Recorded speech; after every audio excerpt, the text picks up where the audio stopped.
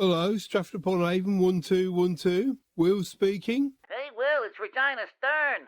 Oh, hi, Reg. What can I do for you? I just had Cumberbatch's people on the phone, and there's a rumor that you're writing another prequel to Measure for Measure. Maybe. Well, Measure to Measure, the Evil Alliance seemed to go down well, which, by the way, was a bloody miracle seeing as they cast the Chuckle Brothers as David Cameron and Nick Clegg, especially considering what they did to my Hamlet. To be. To you. To be. To you. Oh, let's not get into that again. Still, even with those two goons slapsticking the crap out of it, it was a huge improvement on Mel Gibson's version. All the gossip around the campfire is that Measure 2.0, Our Empire Strikes Back, will be the second installment of your Brexit trilogy. I never said it was a trilogy. I just don't want to get too far ahead of myself, Reg.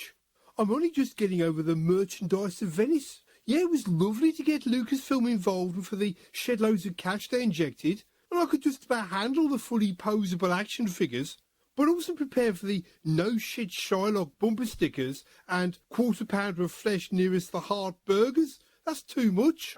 Well, you can't rest on your laurels, Will.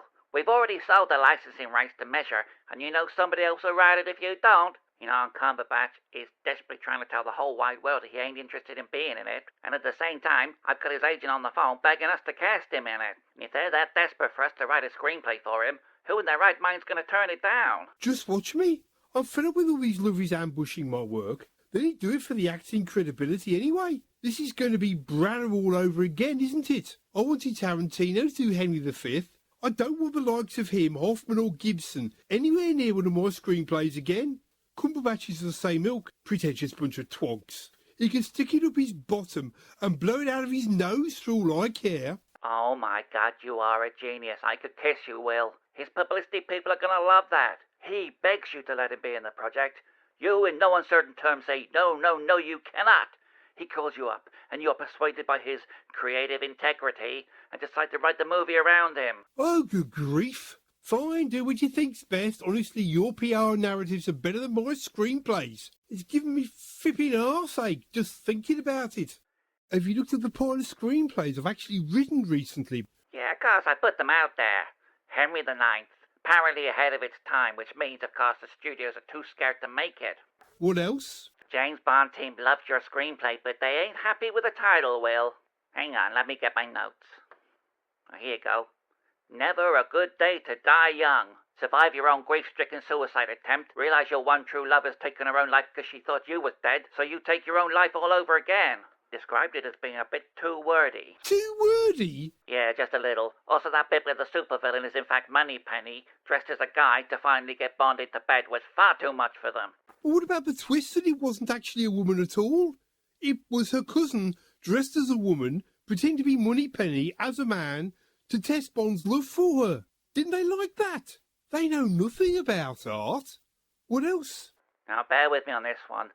There has been a bidding war going on for Friday the 13th Night, probably the most anticipated sequel in the history of the horror genre. What about the royal one? Oh yeah, The Merry Wives of Windsor.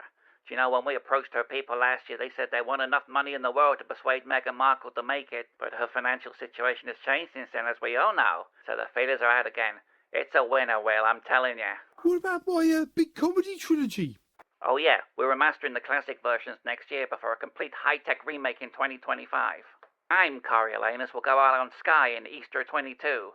No, I'm Coriolanus and so's my wife, with Hugh Grant playing both characters, is going out at Christmas, before the network premiere of Carry On Up My Anus the following spring. I think that low-level, bawdy humour appealing across generations of Brits is genius.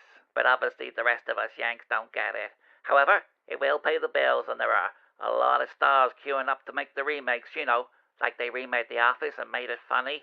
That alright? Look, Reg, I know you're doing your best, and you know I am open to other people's ideas, but I need to maintain some creative control. I did not intend I Love the Labour Lost to be a comedy. It was meant to be an ironic tragedy, and to add insult to injury, Jeremy Corbyn attended the premiere and loved it.